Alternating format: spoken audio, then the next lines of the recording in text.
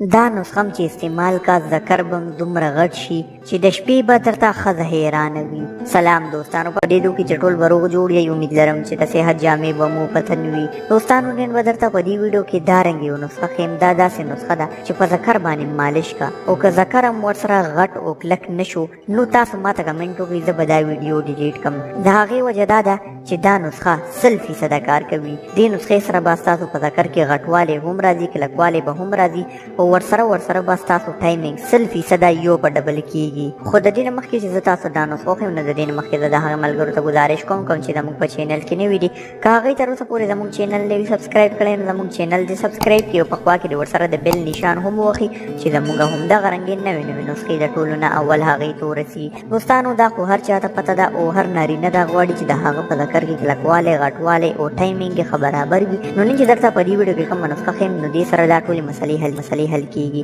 نو زه ستاسو ډېر ټایم نه ضایع کوم او موږ راځو خپلې نسخې طرف ته چې په دې نسخه کې به څه استعمالیږي او دا به جوړه او سینګه. نو دوستانو په دې نسخه کې تاسو ته ضرورت دی 15 د کورنۍ انډو. تاسو به راولئ 15 کورنۍ انډې. تاسو به انډې ماتې کوئ، د هغې نه به زیړ بیل کوئ، زیړ به ځان سره محفوظ کوي. په دویم نمبر باندې تاسو ته ضرورت دی د کورنو غوړو. تاسو به دا د انډو زیړ دومره کورنو غوړو کې پخې کوئ چې په دې کورنو غوړو کې دا انډې ډوبې شي. نو چې کله پکې تاسو دا انډې پخې کوئ، تاسو به پکې دا مکمل پخې کوئ، د هغې نه پس به دا انډې تاسو څه کپړې سره چاڼ کوئ، او دا کورني غوړي به ترېنه تاسو راوباسئ. د هغې نه پس به دا غوړي تاسو یو ورکوټې د شیشې بوتل کې واچوئ، او دا به تاسو یو میاشت دپاره په ځمکه کې ښخ کوئ. که ډېر نه ښخوئ چې 1 فوټ پورې دا تاسو په کچه ځمکه کې ښخ کوئ.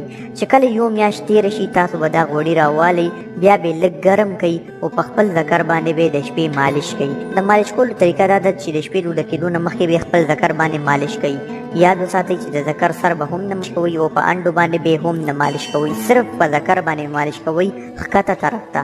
نو دوستانو دا نسخه چې استعمال کا نو انشاءالله دعاګانې به راته کوئ. نو دوستانو دا وه زموږ نننۍ ویډیو. که ویډیو مو خوښه شوي نو ویډیو لایک کړئ، زموږ چینل در سره سبسکرایب کړئ، او ویډیو نور ملګرو سره هم شیر کړئ چې هغوی هم د دې نه ګټه ترلاسه کړي. راتلونکي ویډیو پورې زه تاسو نه اجازت غواړم. د الله په امان.